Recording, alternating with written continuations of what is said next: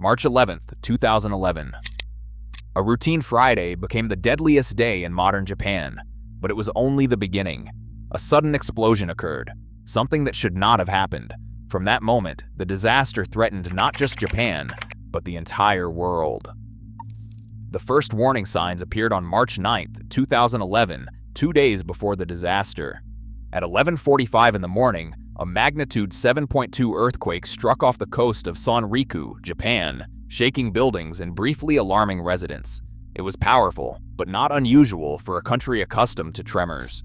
3 more earthquakes occurred on the same day in the same area, each with a magnitude exceeding 6.0. But life quickly returned to normal, and still, no one knew this was the Earth's first whisper before the roar. March 11th, 2011. At 2:46 in the afternoon, a magnitude 9.1 underwater megathrust earthquake occurred in the northwestern Pacific Ocean at a relatively shallow depth of 18 miles. The epicenter was about 45 miles east of the Oshika Peninsula of Tohoku, Japan, and the tremors were felt throughout the country and even beyond. For 6 endless minutes, the Earth did not stop. During this time, Japan realized that no technology could predict and stop what nature had awakened. When silence returned, Japan did not yet know that the real hell was just beginning. Far below the calm-looking Pacific, the real disaster was awakening. Minutes after the earthquake, the ocean began to rise unnaturally, the first ominous sign of a tsunami. At 2:49 p.m., the Japan Meteorological Agency issued tsunami warnings. At the time, the maximum estimated wave heights were 20 feet, but a GPS buoy off Iwat's coast soon detected a terrifying truth. The sea level was rising far faster and far higher than anyone had imagined. This wasn't a wave, it was a wall, and it was going to slam into Japan's coastline. At 3:21 in the afternoon, a 26-foot-high wave slammed into Miyako in Iwate Prefecture, the closest city to the earthquake's epicenter. The ocean moved faster than anyone imagined, swallowing neighborhoods in seconds. In Rikuzentakata, waves rose as high as a 3-story building. At Kamaishi Nataro, the water reached 124 feet, and at Aneyoshi in Miyako City, it climbed to nearly 131 feet, wiping out everything in its path. This was the highest tsunami wave ever recorded in Japan, and many residents had no place to run or hide. About 200 people, teachers, children, and parents were sheltering from the earthquake inside Okawa Elementary School. They believed the worst was over, unaware that the ocean was preparing a new merciless strike. A man wearing a helmet ran in and shouted that a tsunami was coming. The principal told everyone to run back to the school. The tsunami tore through the school like a raging beast, smashing walls and sweeping away everything and everyone in its path.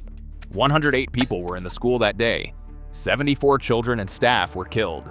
By the end of the day, more than 18,000 people had lost their lives, and several thousand bodies were never recovered. The aftermath was unbearable to witness. Entire towns had vanished, replaced by silence and debris. But while everyone was trying to comprehend the scale of the catastrophe, a more deadly crisis was unfolding at the Fukushima Daiichi Nuclear Power Plant.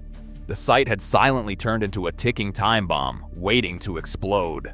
The power plant is located in Okuma and Futaba towns, Fukushima Prefecture, on Japan's east coast.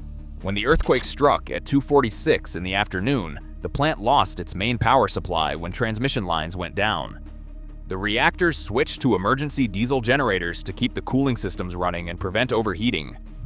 Inside the plant, Atsufumi Yoshizawa, an engineer responsible for reactors 5 and 6, had no idea that what seemed under control in just 55 minutes would turn into a full-scale catastrophe.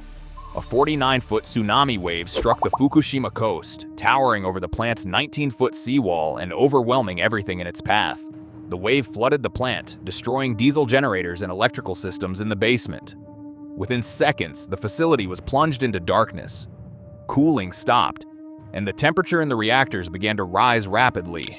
The Japanese government quickly ordered the first evacuation within a 1.9-mile radius of the power plant. Residents in the 2 to 6 mile zone were told to stay indoors, but as radiation levels spiked, the evacuation zone was expanded to a 6-mile radius. At 7:30 in the evening, despite desperate attempts by engineers to reduce the pressure, the reactor continued to heat up rapidly. By morning, the temperature had reached critical levels, and internal components of the reactor began to melt, bringing disaster closer. March 12, 2011, 3:36 p.m. A hydrogen explosion ripped through the first unit, tearing off the roof of the reactor building. It was now clear that the Fukushima nuclear power plant was out of control, and the government quickly expanded the evacuation zone to 12 miles. But the nightmare continued. For 2 days, specialists fought desperately to stabilize the plant. Then, on March 14th at 11:01, the third unit exploded, even more powerful than the first, causing seismic damage and the release of radioactive waste. A partial meltdown of the core occurred in the second reactor. On March 15th, 2011, the second unit began to massively release radioactive gases. Although there was no explosion there, this release produced the highest radiation levels. On the same day, a fire broke out in the spent fuel storage area of the fourth unit, which released additional radionuclides into the atmosphere. It was then that Atsufumi Yoshizawa realized that Fukushima had finally turned into a full-scale nuclear disaster. The power plant had reached its most critical phase, and most people were expecting an evacuation. However, a small group of men, later known as the Fukushima 50, stayed inside the nuclear plant. These men, mostly Tokyo Electric Power Company employees, engineers, technicians, and operators, had a terrifyingly clear mission: stabilize the reactors, prevent a full meltdown, and contain the radiation at any cost. It's frightening. I do not know much about radiation, but I believe that being exposed to large amounts of it meant certain death. So fear is only natural. But counteracting that fear was a sense of duty that all of us felt. Yoshizawa and his colleagues remained at the plant for an entire month, working under deadly conditions to bring the station under control and restore hope for a safer future. In truth, without the Fukushima 50, the nuclear disaster could have been far worse, and the world might look very different today. By March 20th, power to the plant had been partially restored, but it took several more weeks before the cooling systems were fully operational. The explosions left behind more than just ruins. Radioactive particles spread across Japan, reaching even the United States and Europe. TEPCO later admitted that over 10,000 tons of contaminated water had leaked into the ocean. The fallout rendered vast areas around the plant uninhabitable even after years of cleanup. More than 100,000 people remain displaced. The Fukushima disaster became the costliest nuclear accident in history, with expenses exceeding $180 billion. Japan has risen to its feet once more. But March 11, 2011 left a scar not only on its land, but on the world's collective memory, a reminder of a power that shows no mercy.